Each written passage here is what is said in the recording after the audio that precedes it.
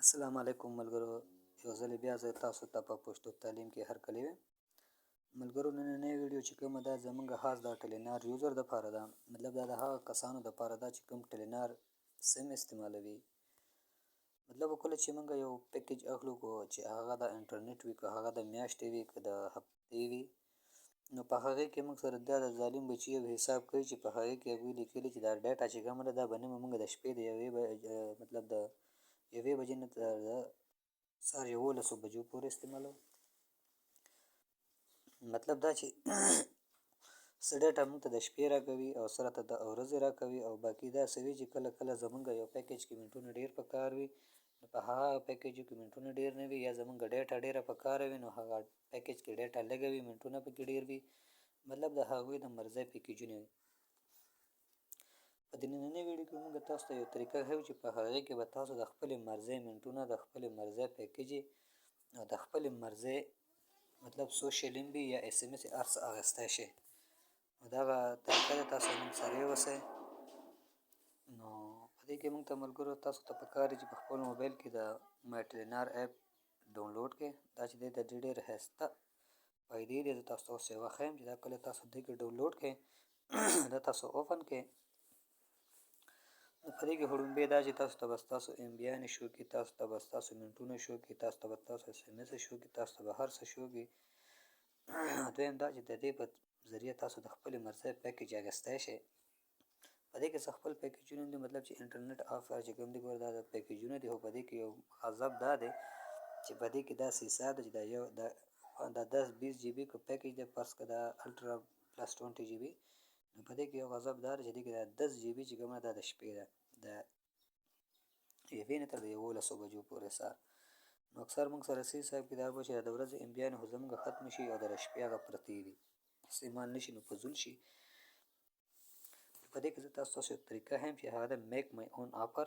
په دې کې یو آپشن دوی ورکړی، په دې چې کله تاسو کلیک وکړئ، په دې چې کله تاسو کلیک وکړئ او دا اوپن شي، نو په دې کې تاسو داسې حساب وشي چې مطلب تاسو د خپلې مرضۍ پیکیج اخیستی شئ. دې کې تاسو ډیټیل درکړي، که د 1 ورځې پیکیج اخلئ، که د 2 ورځو پیکیج اخلئ، که د 1 میاشتې اخلئ.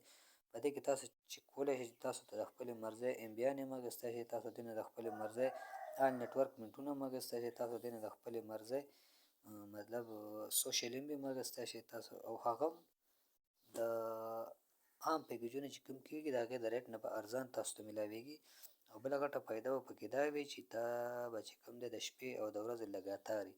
په دې کې به دا نه وي چې مطلب دا پیکیج دونه امبیانې د شپې دي، دونه امبیانې د ورځې دي، دا به تاسو لګاتار استعمالوئ. په دې ټایم کې زما د انټرنیټ سم کار نه کوي، مطلب دا لوډینګ کوي، خو تاسو په دې زه وشو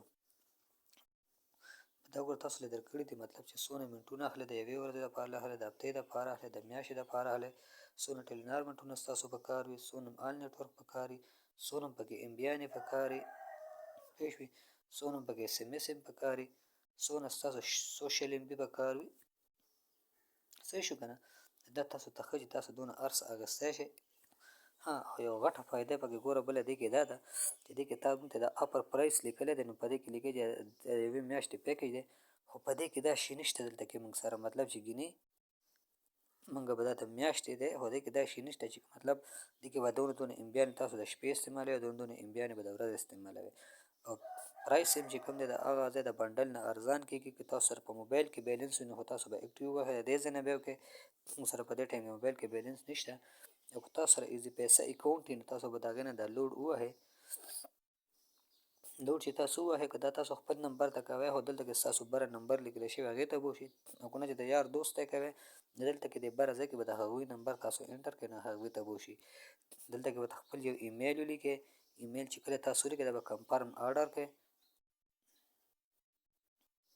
چې کله دا کنفرم آرډر شي نو دا به تاسو دلته کې اوس تاسو نه به یو او ټي پي وغواړي، مطلب تاسو نه به د ستاسو ایزي پیسې اکاونټ چې کوم ستاسو کوډ دی هغه به درنه وغواړي. تاسو به هغه کوډ انټر کړئ او سینډ به یې کړئ.